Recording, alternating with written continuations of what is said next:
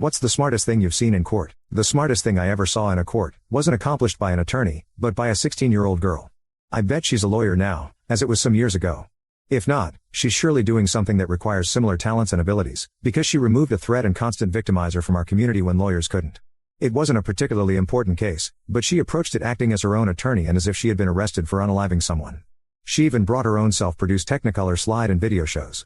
She had been pulled for speeding and running a stop sign by a county deputy who was the brain of our resort community, from which the only way into the city where many of us worked or had other homes was by passing through a small town. Deputy Thug, as we called him, often lay in wait behind huge trees in the darkness, not just for lawbreakers but for people to harass at night when observers were not about.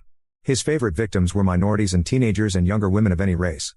He never pulled mature men, even if they were flying low, or older women, maybe for fear of husbands and sons, or maybe they reminded him of his mother. Almost all of our law enforcement officers were extremely polite and courteous, even if they hauled you off to jail. But people were afraid of this man.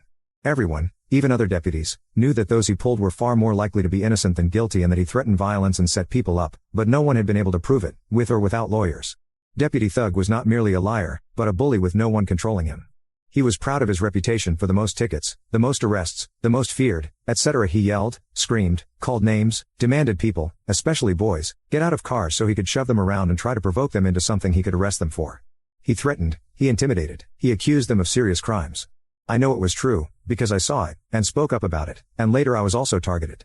He was nasty and very threatening until I convinced him I knew my rights, and for reasons not worth going into here, he wouldn't be as likely to win my kind of fight as he would a violent one against a teenage boy. Miss 16-year-old approached the docket like Perry Mason pretending to be Columbo. You would have to see it and hear a lot of detail to get the brilliance of how she set him up, but just to simplify it, she asked him question after question, about what she did, where she was, why that was illegal, where he was, what he saw, what he did, when he did it, on and on. She repeated every important question, asking twice if he were absolutely sure beyond a doubt. Of course, he would answer, arrogant and condescending, tough, counterattacking, apparently not suspecting a trap being laid. Since she refuted nothing he said, even seemed to be accepting his lies and a bit chagrined at times, the 200 or so of us in the courtroom felt sorry for her. Deputy Thug was verbally beating her up to the extent the judge would let him, and we were losing hope that she had anything to offer to support her case, until she finished her line of inquiry and turned on the visuals. She turned from Columbo into a 16-year-old ace prosecutor and proved with the slides and film that every single answer he had given her was a lie. She had not even been where he claimed and wrote on the ticket that the incident happened. He had not pulled her at the time he said and wrote. There was no stop sign where he said she had run one. The speed limit at the place he cited was higher than he said she was driving, on and on and on. Then, after she had disproven all his claims beyond a doubt, she proved that both the place she actually was and the place he falsely claimed to have pulled her weren't even in his jurisdiction. He had no right to pull her or ticket her, let alone threaten to arrest her, as if she had been committing grand theft auto. And during that process, she handled him as if she had 30 years' experience in dismantling the defenses of hardened criminals, and he lost control and exploded at her when he realized she had shown him up as a liar and abuser of his authority.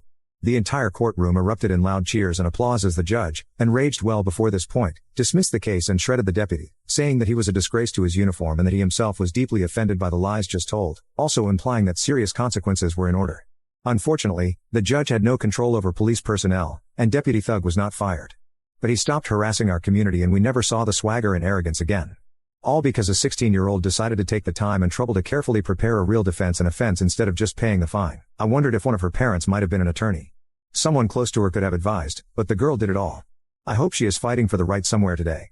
The lesson I learned is that it sometimes pays to take small cases that seem to have little chance of success to court.